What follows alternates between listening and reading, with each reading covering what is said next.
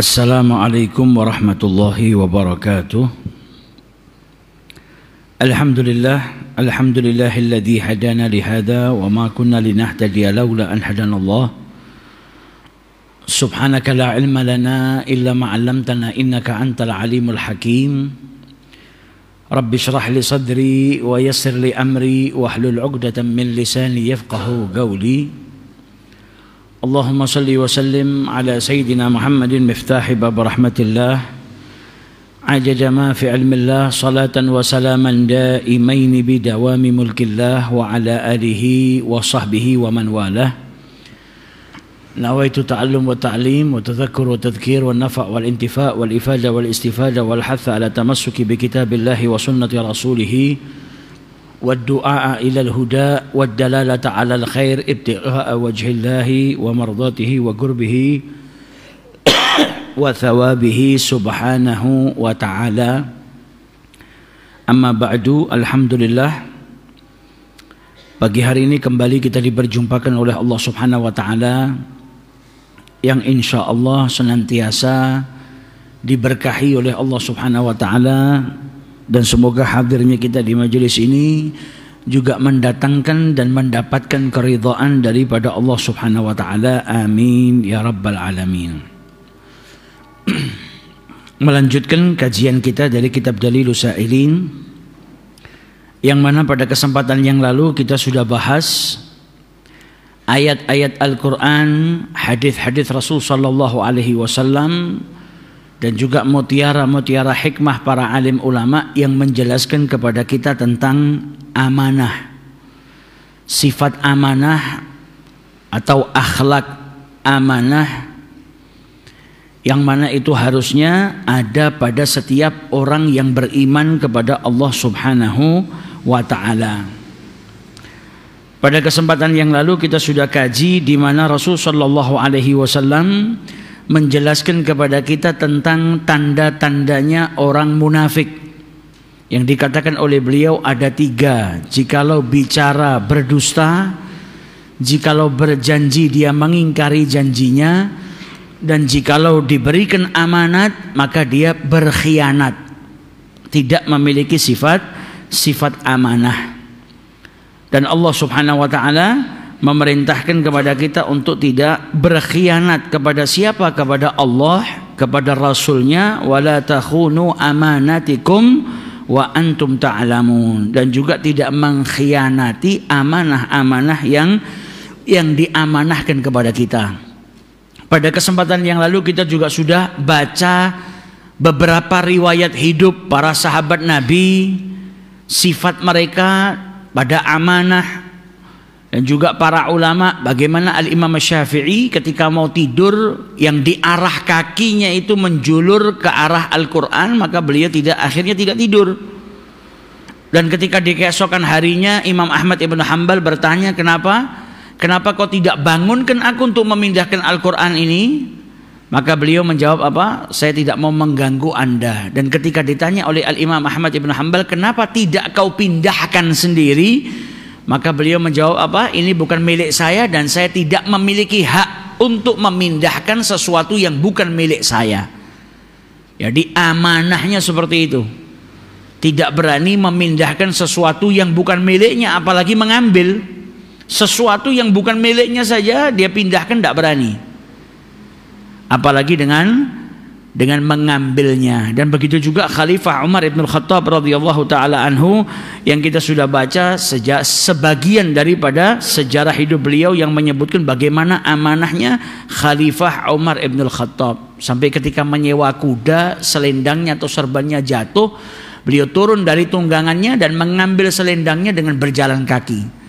Ketika ditanya, kenapa tidak kau gunakan kudamu, kau tunggangi untuk mengambil selendangmu yang jatuh? Apa kata beliau? Karena ketika saya menyewa kuda ini, perjanjiannya apa? Dipakai untuk menuju ke satu tempat, yang itu menjadi tujuan Sayyidina Umar bin Khattab menyewa kuda tersebut.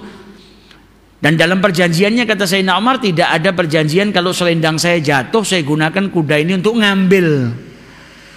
Nah, beliau tidak mau mengkhianati perjanjian tersebut. Saking apa? Saking kuatnya berpegang kepada amanah.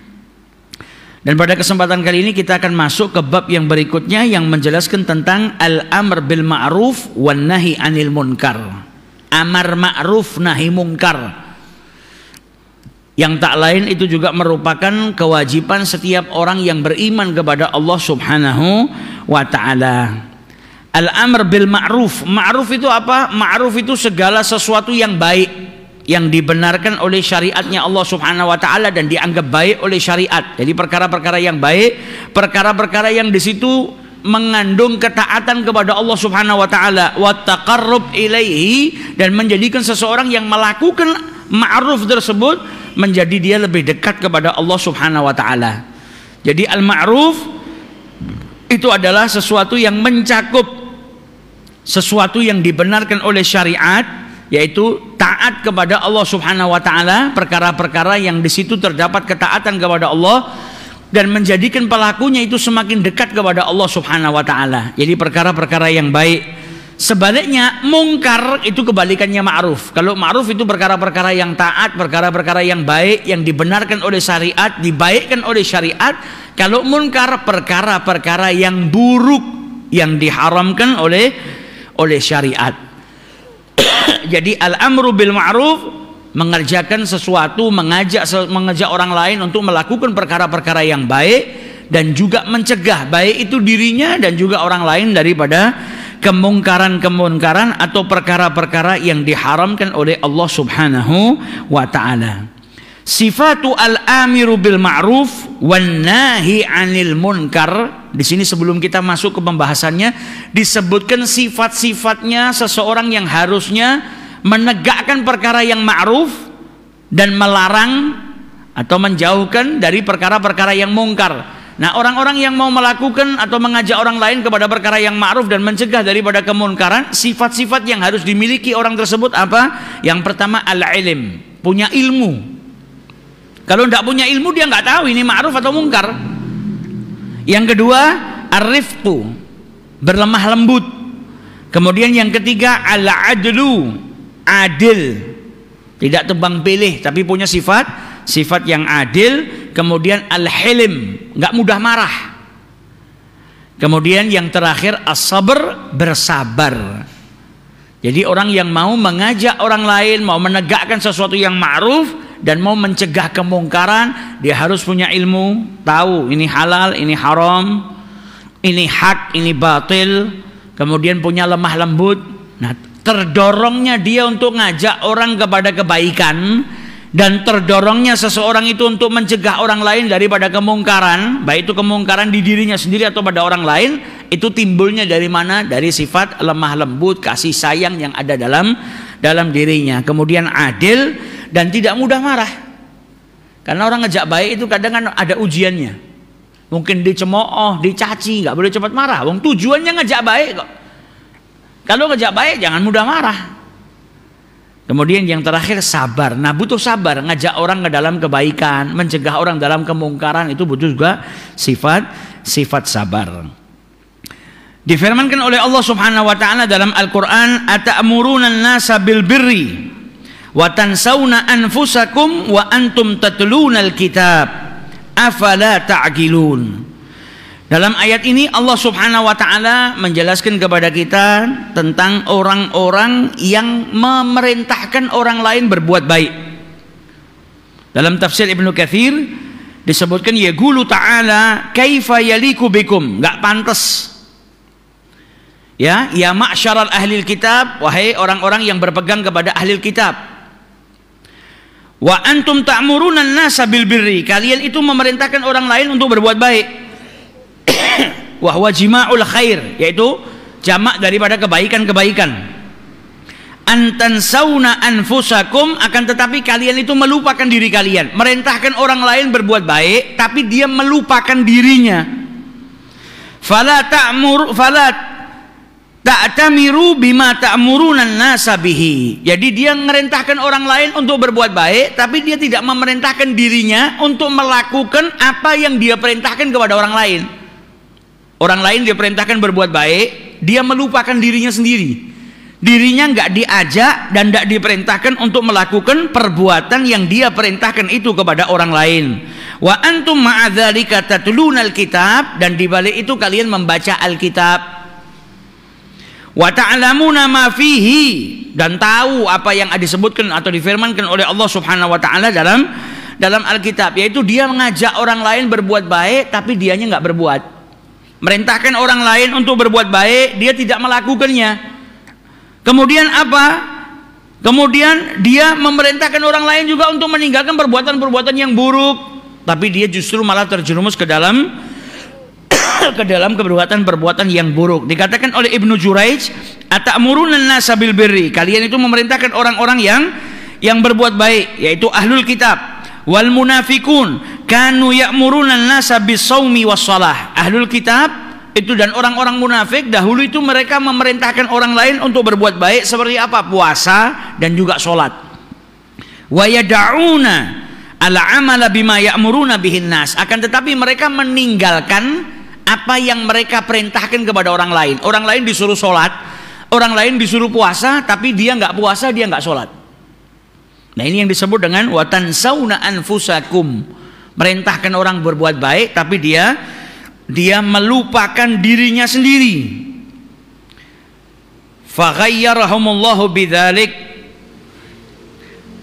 Faman amara bi khairin, barang siapa yang memerintahkan untuk melakukan kebaikan, falyakun asyaddan nasi fihi musara'atan.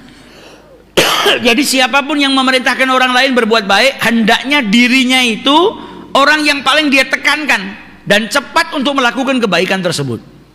Kita mau ngajak orang sholat, harusnya kita punya perhatian untuk merintahkan diri kita melaksanakan sholat lebih besar daripada orang yang kita ajak.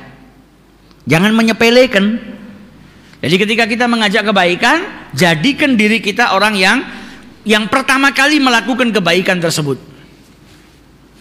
Jadikan diri kita orang yang pertama kali melakukan kebaikan tersebut. Wal gharad anallaha ta'ala dhammahum ala hadzal sani wa nabbahahum ala khata'ihim fi haqqi anfusihim.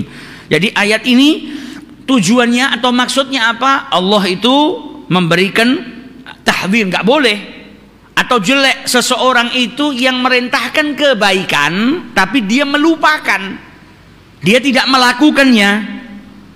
Jadi hak dirinya nggak ditunaikan, dia malah memerintahkan orang lain menunaikan haknya, tapi dirinya tidak menunaikan, tidak melakukan kebaikan yang dia perintahkan orang lain kepada untuk melakukannya. Akan tetapi di sini bukan berarti maksudnya kalau kau belum melakukan kebaikan, kau tidak ngajak orang berbuat baik. Tidak, tetap orang itu diperintahkan ngajak orang lain berbuat baik, walaupun dirinya belum bisa melakukannya atau dirinya meninggalkan. Kalau dirinya meninggalkan jelek, harusnya kau ngajak ke kebaikan, kau sendiri melakukannya, dan kau sendiri menjadi orang yang cepat-cepat untuk melakukan kebaikan yang kau ajak orang lain untuk melakukannya. Tapi bukan berarti ayat ini melarang seseorang itu mengajak orang lain berbuat baik kalau dirinya nggak melakukannya atau belum bisa melakukannya. Enggak, kita tetap diperintahkan untuk amar ma'ruf, ngajak orang lain berbuat yang baik. Jadi ayat ini menjelekkan seseorang yang ngajak kebaikan akan tetapi dia meninggalkannya. Yang dijelekkan oleh Allah, yang dianggap jelek, nggak baik, nggak benar apa? Ketika kau ngajak tapi kau tidak melakukannya. Tapi bukan berarti kau diperbolehkan untuk tidak mengajak kebaikan, tetap kau diperintahkan untuk ngajak baik. Kalau kau menyuruh orang jangan tinggalkan sholat 5 waktu, kamu sendiri malah ninggalkan sholat 5 waktu, itu nggak baik. Ninggalkannya dirimu itu yang nggak baik. Tapi bukan berarti walaupun kau masih meninggalkan kebaikan, bukan berarti kau nggak boleh ngajak orang lain. Tetap orang lain kau ajak berbuat baik. Dan ketika kau ngajak orang lain berbuat baik, merintahkan orang lain berbuat baik, jangan lupa jadilah kau orang pertama yang melakukan kebaikan tersebut. Dulu ada seorang budak datang kepada Imam Hasan Al-Basri. Imam Hasan Al-Basri seorang tokoh besar di zamannya, seorang tabi'in yang luar biasa. Maka kemudian budak tadi berkata kepada Imam Hasan Al-Basri, tolong wahai Imam, besok kalau Jumatan, sholat Jumat, tolong kau berkhutbah membawakan tentang keutamaannya seseorang yang memerdekakan budak. Ini yang datang budak karena dia punya majikan yang buruk, majikan yang suka melakukan perbuatan-perbuatan yang buruk kepada dirinya. Jadi dia berharap khutbahnya Imam Hasan al-Basri itu didengar sama majikannya, majikannya tersentuh dan memerdekakan dirinya. Datang waktu Jumat, Imam Hasan al-Basri khutbah, tapi khutbahnya bukan tentang keutamaan memerdekakan budak. Datang Jumat berikutnya juga demikian. Baru setelah itu Imam Hasan al-Basri khutbah Jumat memerdekakan budak. Akhirnya apa? Majikan yang punya budak ini dengarkan ceramahnya Imam Hasan al-Basri, tersentuh dan memerdekakan budak. Maka setelah dia merdeka, dia datang ke rumahnya Imam Hasan al-Basri. Sudah dia itu merdeka, dimerdekakan sama majikannya. Berkat apa? Khutbahnya Imam Hasan al-Basri. Tapi tetap dia datang kepada Imam Hasan al-Basri dan komplain. Wahai Imam, kenapa kau tidak berkhutbah tentang khutbah ini dari Jumat yang saya datang kepada Anda? Kenapa kau pakai molor? Setelah saya datang bukan Jumat itu kau membawakan ceramah itu, tapi kau tunda ke Jumat yang berikutnya. Kau nggak langsung itu, kok molor, sehingga saya harus menerima siksaan atau gangguan atau perbuatan buruk dari majikan saya. Apa kata Imam Hasan al-Basri? Karena saya saat itu belum punya budak. Beliau nunggu rezeki dulu dari Allah. Ketika dapat rezeki beli budak. Setelah beli budak beliau merdekakan. Baru setelah itu beliau berkhutbah ngajak orang untuk berbuat baik. Jadi ngamalkan dulu, baru ngajak orang lain untuk mengamalkan. Nah, ini sifatnya orang-orang yang soleh. Mereka nggak mau melupakan diri mereka dari kebaikan tersebut. Jadi bukan hanya nyuruh orang berbuat baik, tapi mereka juga ada di dalam kebaikannya.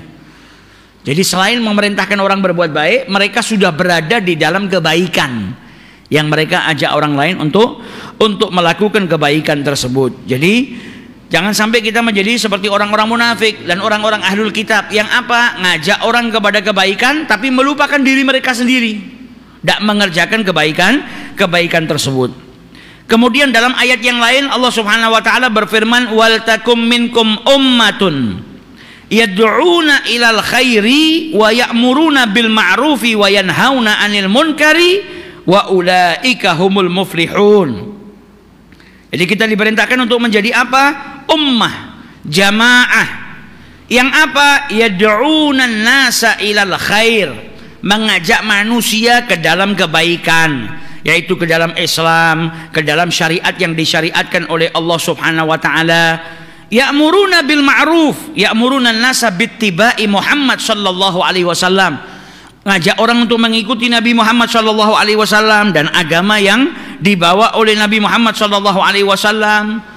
Ajaran yang dibawa sama Nabi yang tak lain itu ajaran yang datangnya daripada Allah Subhanahu wa taala. Wa yanhauna 'anil munkar, mencegah orang lain daripada kemunkaran, yaitu daripada kekufuran, mendustakan Nabi Muhammad sallallahu alaihi wasallam dan apa-apa yang datang bersama dengan Nabi Muhammad yang tak lain itu datangnya daripada Allah Subhanahu wa taala. Ngajak orang kepada yang ma'ruf, kepada yang baik. Apa yang baik? Yang disyariatkan oleh Allah, yang diajarkan oleh Nabi Muhammad. Yang dilarang oleh Allah berarti itu kemungkaran. Ajak orang lain untuk menjauhi kemungkaran tadi. Ajak orang lain untuk tidak melakukan perkara-perkara yang diharamkan oleh Allah Subhanahu wa taala. Kemudian dalam ayat yang lain Allah Subhanahu wa taala berfirman, kuntum khaira ummatin ukhrijat linnas. Kita ini umat Islam sebaik-baik umat yang diciptakan oleh Allah Subhanahu wa taala. Ta'muruna bil ma'ruf wa tanhauna 'anil munkari wa tu'minuna billah. Kuntum ya ummat Muhammad, wahai umatnya Muhammad, khaira ummatin ukhrijat linnas, yaitu sebaik-baik umat. Umatnya Nabi Muhammad itu sebaik-baik umat yang ditunjukkan oleh Allah, dinampakkan oleh Allah, diciptakan oleh Allah Subhanahu wa taala, yaitu yang memerintahkan kepada kebaikan dan juga yang menjauhkan orang lain daripada kemunkaran dan beriman kepada Allah Subhanahu wa taala. Jadi tugas kita sebagai umat Islam, umatnya Nabi Muhammad sallallahu alaihi wasallam adalah apa? Ta'muruna bil ma'ruf wa tanhauna 'anil munkar wa tu'minuna billah. Walau amana ahlal kitab. Kalau ahlul kitab itu beriman, yaitu beriman kepada Allah Subhanahu wa taala, khairun lahum, maka itu baik bagi mereka. Minhumul mu'minun, sebagian daripada mereka ada orang-orang yang beriman. Disebutkan dalam tafsir Jalalain ka Abdullah bin Salam, seperti Abdullah bin Salam radhiyallahu anhu dan juga sahabat-sahabat Nabi yang lain. Wa akatharahum al-fasikun, dan sebagian besar atau yang banyak daripada mereka adalah orang-orang yang fasik, yaitu al-kafirun.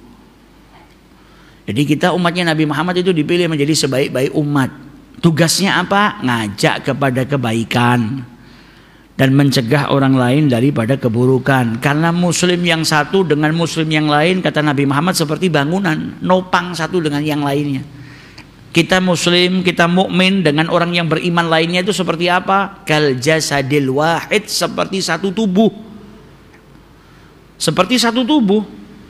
Jadi kalau ada saudara kita sesama agama, saudara kita muslim, saudara kita beriman, kita lihat dia berbuat buruk, nasihatin, cegah dia daripada kemungkaran. Dia ninggalkan perbuatan yang wajib, ajak dia ke dalam perbuatan yang diwajibkan oleh Allah. Karena kalau kita membiarkan, tidak peduli, berarti kita nggak ngamalkan hadisnya Rasulullah SAW dan juga tidak mengamalkan apa yang diperintahkan oleh Allah Subhanahu wa Ta'ala. Kemudian Allah Subhanahu wa Ta'ala berfirman, wal mu'minuna wal mu'minatu ba'dhuhum awliya'u ba'dhin. Orang-orang yang beriman, baik dari laki-laki maupun perempuan, mereka itu apa? Beriman kepada Allah, beriman kepada Rasulnya, beriman kepada janji-janjinya Allah, beriman kepada ancaman-ancamannya Allah Subhanahu wa Ta'ala. Ba'dhuhum awliya'u ba'dhin, yaitu satu sama lain saling menolong, satu sama lain saling memberikan perlindungan. Wa ya'muruna bil ma'ruf, yaitu mereka mengajak kepada kebaikan. Wa yanhauna 'anil munkar, mencegah daripada kemunkaran, yaitu perkara-perkara yang tidak dibenarkan oleh syariat, yang diharamkan oleh Allah. Wa yuqimunas sholata wa yu'tunaz zakatah. Mereka enggak seperti orang-orang munafik. Mereka orang-orang yang mendirikan sholat, mengeluarkan zakat. Kemudian adapun orang-orang munafik, mereka malas-malasan sholat, enggak kepingin sholat, enggak mau sholat. Kemudian mereka nutup tangan mereka, enggak mau mengeluarkan zakat. Innallaha azizun hakim. Jadi kita mukmin, mukminat sifatnya apa? Ngajak kepada kebaikan, mencegah daripada kemunkaran. Wa yuqimunas shalah, dan mendirikan salat, menunaikan zakat. Wa yuti'unallaha wa rasulahu, dan taat kepada Allah dan Rasulnya.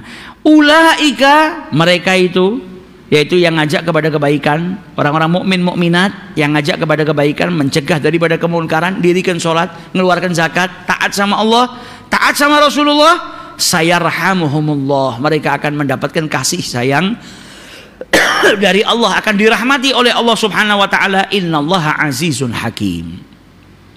Jadi ngajak kepada kebaikan, kemudian mencegah orang daripada kemunkaran, itu akan mendatangkan rahmat, akan menjadikan orang tersebut dirahmati oleh Allah Subhanahu wa Ta'ala. Selain ngajak orang lain, jangan lupakan diri kita, ngajak diri kita juga, ajak diri kita untuk yang ma'ruf, dan juga cegah diri kita daripada kemungkaran-kemungkaran atau perkara-perkara yang tidak dibenarkan oleh syariatnya Allah Subhanahu wa Ta'ala. Ya bunayya, dalam Al-Quran Allah Subhanahu wa Ta'ala berfirman, nasihatnya Luqman Al-Hakim, ya bunayya, wahai anakku, aqimis salata, dirikanlah salat, wa'mur bil ma'ruf, dirikanlah salat sesuai dengan aturannya, fardu-fardunya, syarat-syaratnya dirikan dengan baik. Kemudian apa? Wa'mur bil ma'ruf, dan ajaklah kebaikan, wanha 'anil munkar, dan cegahlah kemungkaran.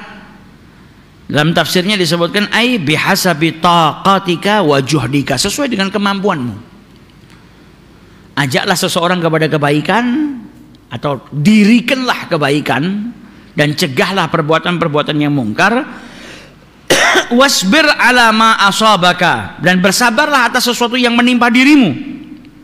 Alima anal amira bil ma'ruf wan nahya 'anil munkar la budda an yanalahu minan nasi adza fa amarahu bis sabri. Karena apa? Sayyidina Luqman Al-Hakim tahu kalau orang itu yang ngajak kepada kebaikan, yang menegakkan kebaikan dan mencegah kemungkaran, itu pasti apa? Pasti akan mendapatkan gangguan daripada manusia. Makanya diperintahkan untuk bersabar. Wasbir ala ma asabaka.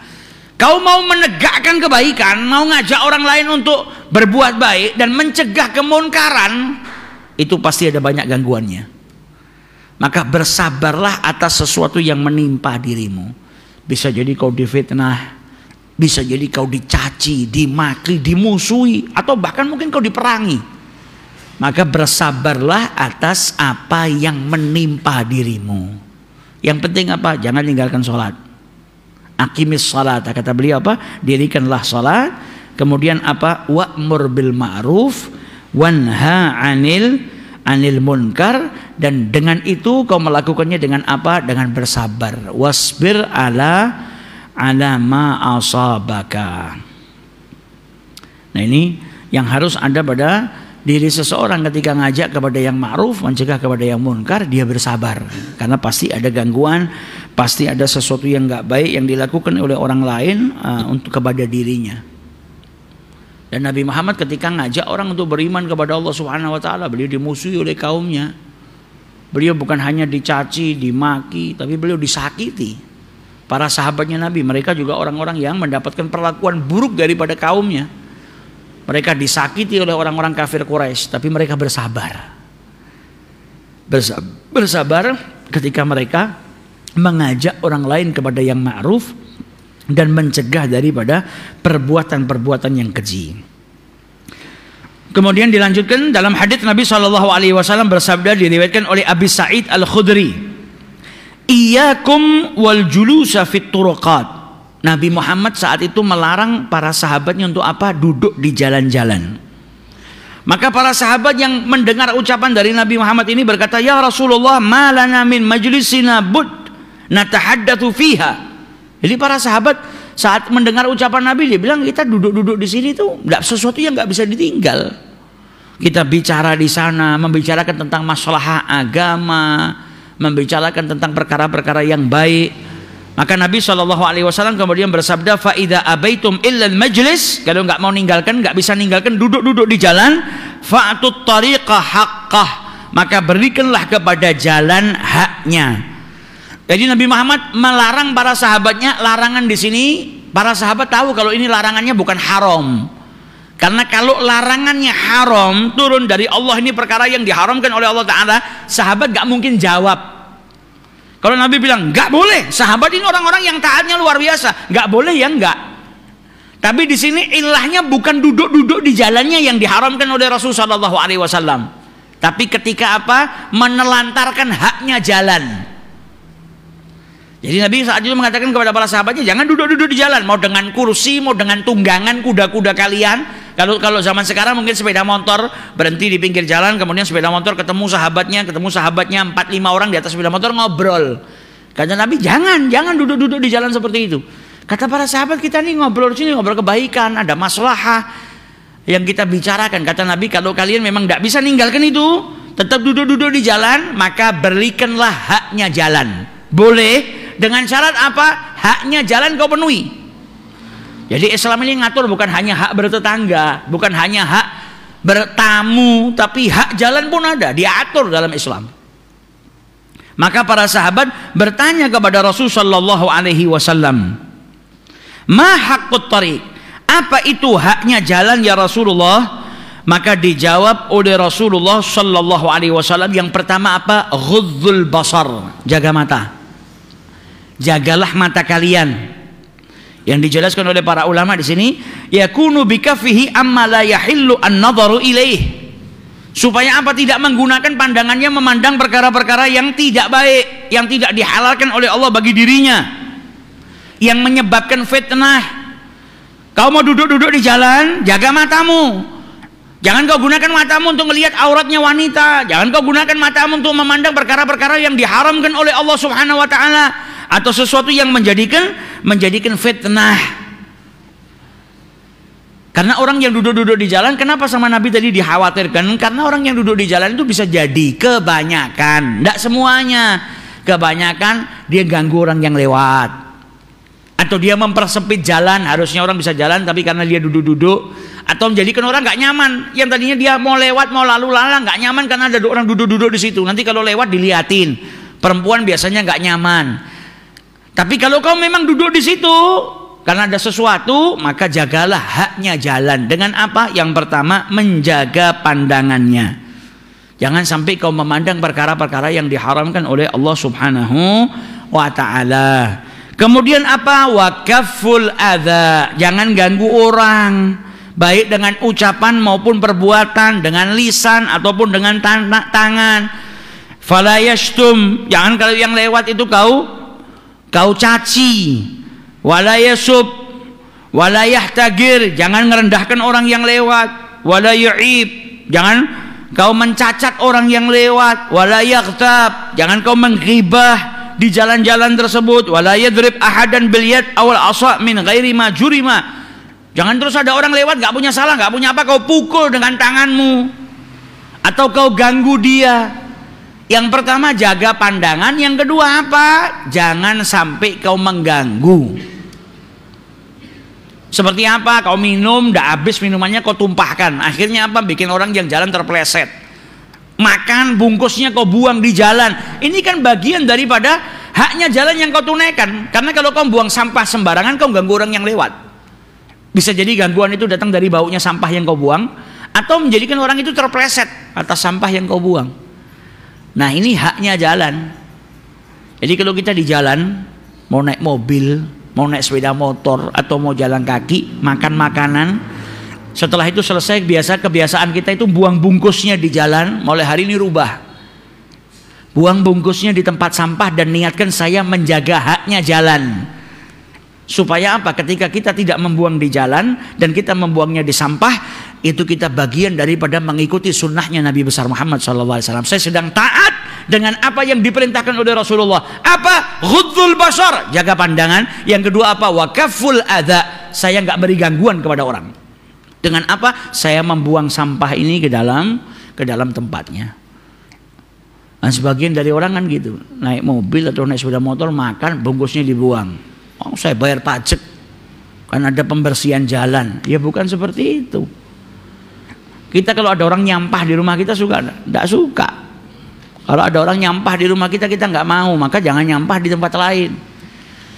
Dan itu bagian daripada akhlaknya Nabi Muhammad SAW. Bahkan minggirkan sesuatu yang ganggu jalannya orang, itu bagian daripada apa?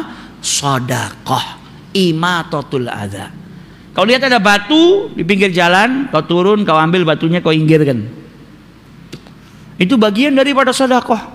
Dan jangan remehkan perbuatan baik sekecil apapun. Sebagaimana juga jangan remehkan dosa sekecil apapun, karena kita nggak pernah tahu murkanya Allah. Kalau kecil kita anggap ini perkara yang kecil, tapi di situ ada murkanya Allah, dan Allah murka sama kita, tidak baik. Perbuatan baik jangan remehkan juga.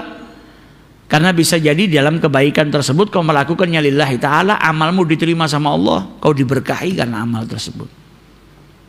Walaupun cuma sekedar kita ngelihat ada sampah. Apalagi di masjid, jaga kebersihannya masjid.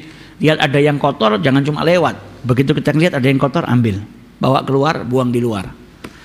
Niatnya apa? Membersihkan tempat ibadah. Niatnya apa? Membersihkan rumahnya Allah Subhanahu wa ta'ala.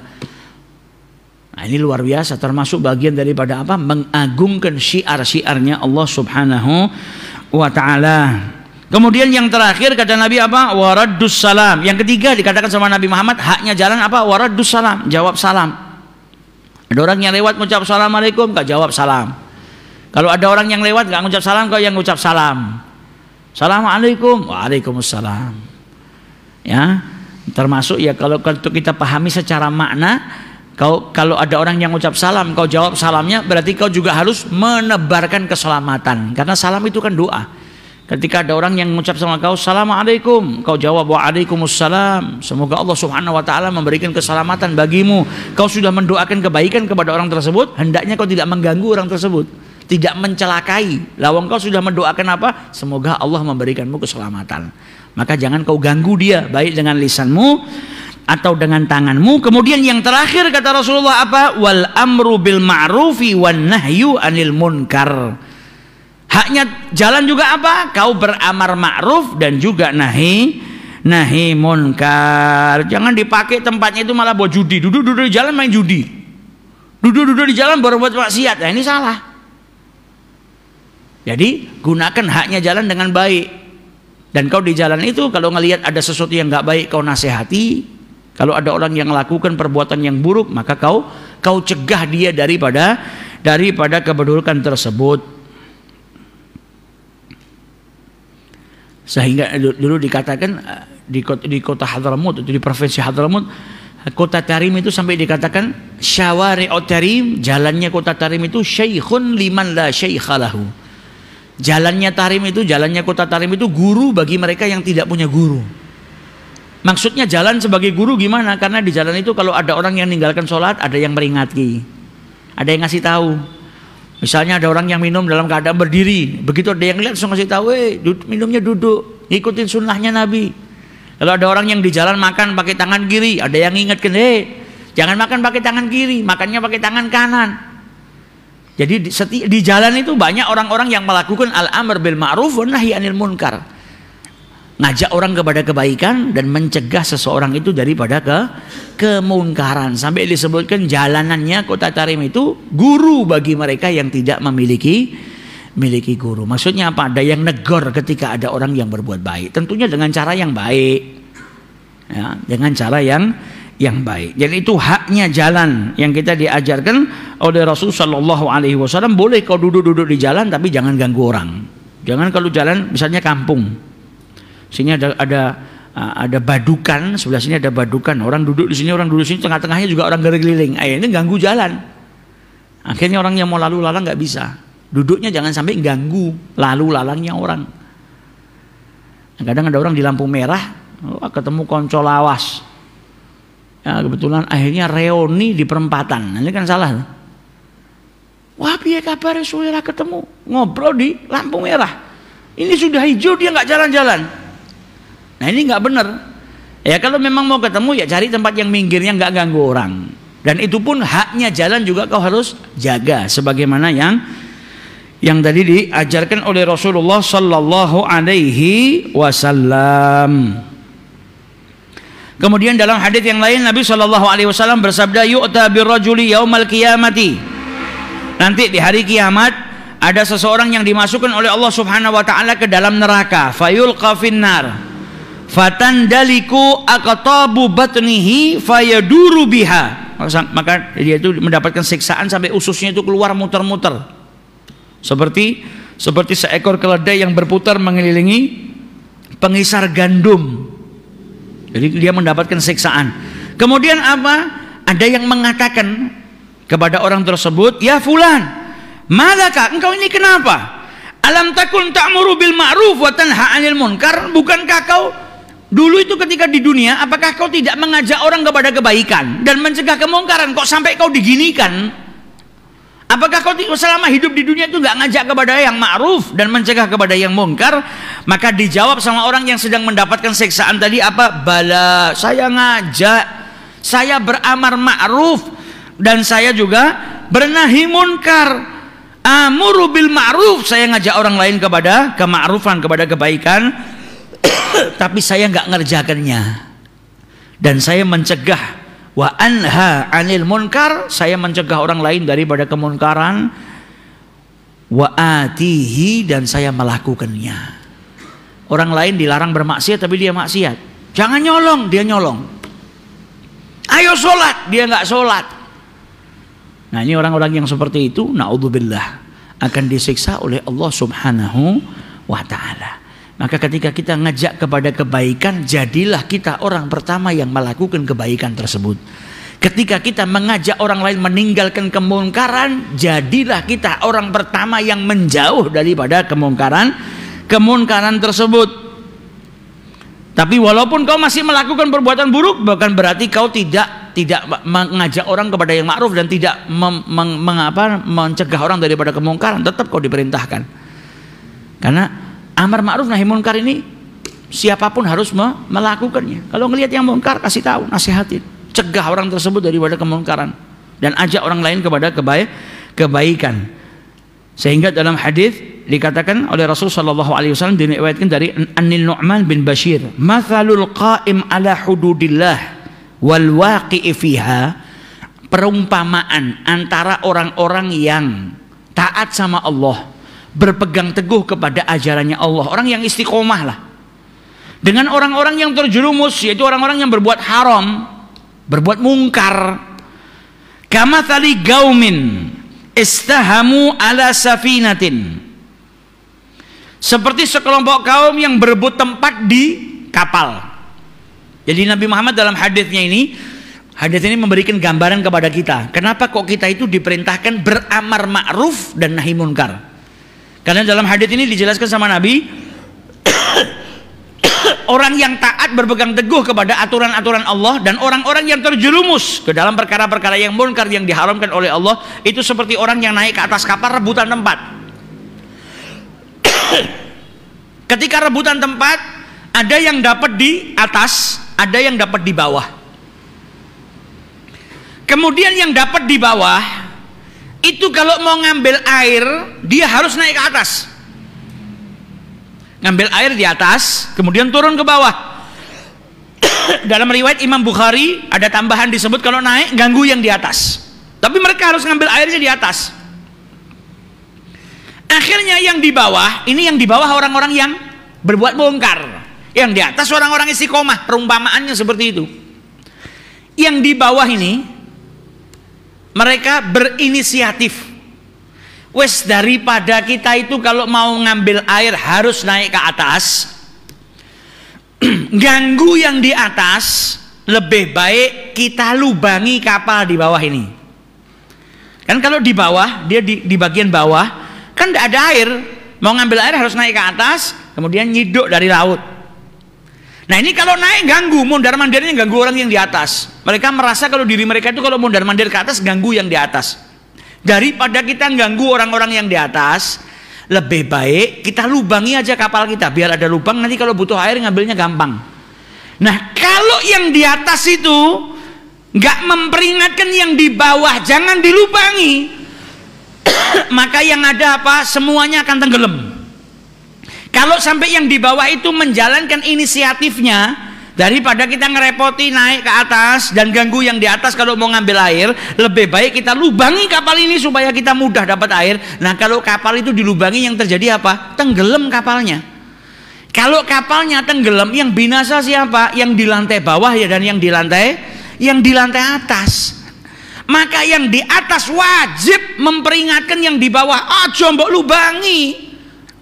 Ini kalau mau kau lubangi bukan kau dapat air, kapalnya tenggelam.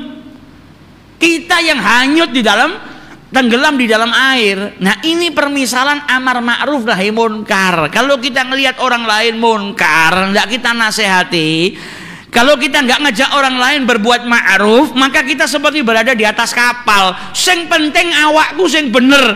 Ya berarti kau seperti penumpang di atas, penumpang yang di bawah mau bocorkan kapal, mau ngelubangi kapal. Kalau kau nganggap yang penting kau bisa minum air, saya bener. Kalau bawah dilubangi, kapalnya tenggelam, kau juga binasa. Makanya pentingnya amar ma'ruf nahi munkar itu seperti penjelasan dalam hadis ini. Kalau orang yang istiqomah itu nggak ngajak orang yang belum istiqomah untuk berbuat baik dan mencegah mereka untuk tidak melakukan kemunkaran, yang ada semuanya binasa. Seperti kapal tadi yang tenggelam hanya karena perbuatan orang-orang yang di bawah. Kemudian dalam hadis Rasulullah SAW bersabda, man ra'a minkum munkaran falyughayyirhu biyadihi. Siapapun dari kalian yang melihat kemunkaran, maka hendaknya dia merubah kemunkaran tadi dengan apa? Dengan tangannya. Fa in lam yastati' fa bi lisanihi, kalau enggak mampu dengan lisannya. Fa in lam yastati' fa bi qalbihi, kalau enggak mampu dengan hatinya. Wa dzalika ad'aful iman, itu selemah-lemahnya iman. Nabi SAW bersabda, man ra'a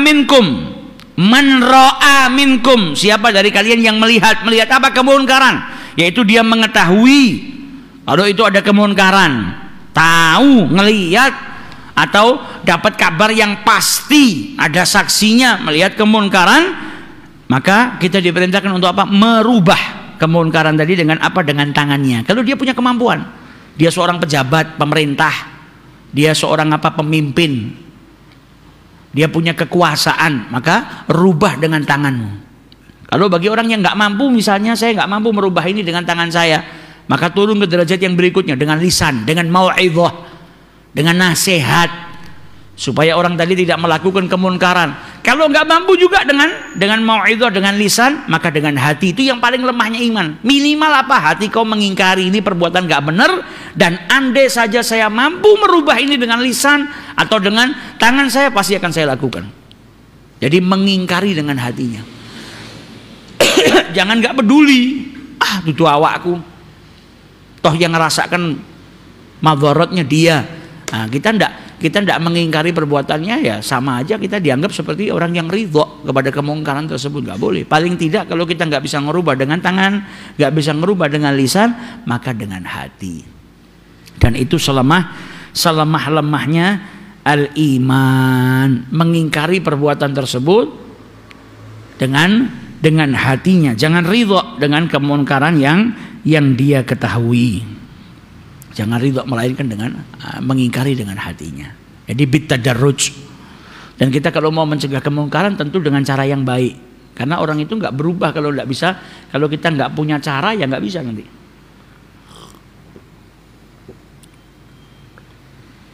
Sebagaimana disebutkan di sini, dahulu ada orang yang ngelihat ada orang lain pakai bajunya panjang sampai nyelempreh di tanah. Bajunya panjang sampai nyelempreh di tanah. Nah, orang-orang saat itu mau nasihatin orang yang pakai pakaian seperti itu, tapi dengan keras. Mau nasihati dengan keras. Maka dicegah oleh salah seorang yang soleh, jangan, biar saya ngasih tahu. Didatangi, nak, wahai pemuda, itu baju kau nggak baik kalau nyerempeh sampai tanah. Takutnya begini dengan cara yang baik. Akhirnya apa? Siap, syukran, jazakumullah khair. Saya dengan rasa hormat saya akan ngangkat pakaian saya karena caranya baik. Nah, kalau caranya nggak baik, yang ada kata orang soleh tadi, kalau kau melakukannya dengan cara yang buruk, yang ada orang tersebut malah tidak mau merubah sesuatu yang salah sama dia, nggak mau dirubah. Kemudian apa? Dia justru malah mencaci maki dirimu. Sudah tidak mau berubah malah mencaci maki. Sebagaimana kisahnya Sayyidina Hasan dan Husain. Sayyidina Hasan dan Husain ngelihat ada orang tua wudhunya salah. Nah, wudhunya salah kan harus dikasih tahu. Karena kalau cara wudhunya salah berarti dia belum suci. Kalau belum suci sholatnya nggak sah karena belum suci. Nah, tapi mereka berdua tahu ini orang tua. Yang ngasih tahu anak muda, biasanya orang tua itu nggak nerima kan. Maka Al Hasan wal Husain ketika ngasih tahu caranya dengan cara yang baik. Wahai paman, saya sama adik saya ini dari tadi berbeda pendapat. Mana wudhu yang paling benar, wudhu saya atau wudhunya adik saya? Sekarang saya tak wudhu di depannya panjenengan. Terus kemudian adik saya juga wudhu di depan Anda. Nanti selesai wudhu coba Anda periksa mana wudhunya yang benar. Wudhu saya apa wudhunya adik saya? Sayyidina Hasan wudhu dengan wudhu yang benar. Kemudian Sayyidina Husain wudhu dengan wudhu yang istimewa juga. Selesai wudhu yang lihat apa? Wudhu kalian berdua semuanya dua-duanya sempurna. Semuanya istimewa. Yang tidak benar itu wudhu saya. Jadi cara ngasih tahunya tadi dengan cara yang baik. Yang nggak benar wudhu saya. Justru saya malah belajar dengan Anda berdua. Malah orangnya terima kasih. Coba kalau ngasih tahunya kasar. Pak, wudhu jenengan mau salah loh Pak. Goblok wis tua wudhu ra iso. Nah, yang ada malah tabur. Iya kan? Mau mencegah kemunkaran tapi caranya salah. Malah pakai cara-cara yang kasar. Yang ada apa? Orang tadi nggak ngerubah wudhunya, nggak nerima pendapatmu, dia tetap sholat dengan cara dengan wudhu yang seperti itu. Yang ada justru malah kesalahannya bertambah. Yang tadinya orang tua itu cuma salah wudhu, akhirnya nambah kesalahan apa? Nempeleng yang ngasih nasihat, nempeleng kita yang caranya tadi nggak benar. Jadi tetap digunakan dengan cara yang benar. Dan ketika kita nggak bisa melakukan mencegah kemungkaran tadi dengan tangan maupun dengan lisan, maka minimal dengan hati kita mengingkari kemungkaran tersebut. Jangan sampai kita acuh. Kalau kita acuh nanti takutnya kita seperti orang penunggang kapal tadi, kita yang di lantai atas dan mereka yang di lantai bawah. Memang yang kelelep yang lantai bawah, tapi podo kelelepnya. Mereka kelelep duluan iya, tapi setelah itu ya kita kelelep juga, wa'iyadzubillah. Maka jangan sepelekan apa yang disampaikan oleh Allah Subhanahu wa taala, dan jangan sepelekan apa yang disampaikan oleh Nabi besar Muhammad sallallahu alaihi wasallam. Dan Fudail, dan dikatakan di sini ada salah seorang ulama yang ditanya, mayit hidup itu seperti apa? Mayit hidup yang dimaksud dengan mayit hidup, masih hidup tapi kayak mayit. Maka dijawab oleh beliau, alladzi la yunkirul munkar, yang tidak mengingkari kemunkaran, biyadihi, dengan tangannya, wala bilisanihi, dan juga tidak mengingkari kemungkaran dengan lisannya ataupun dengan hatinya. Ngelihat kemungkaran diem, tidak mencegah kemungkaran tadi, baik dengan tangannya, baik dengan lisannya, baik juga dengan hatinya. Dia acuh, dia nggak peduli. Kata beliau, orang yang seperti ini seperti mayit yang hidup. Wa iyadzubillah. Semoga Allah Subhanahu wa taala menjauhkan kita daripada kemunkaran, jadikan kita orang-orang yang taat, orang-orang yang bisa mengamalkan apa yang diperintahkan oleh Allah dan apa yang disunahkan oleh Nabi besar Muhammad sallallahu alaihi wasallam. Wallahu a'lam.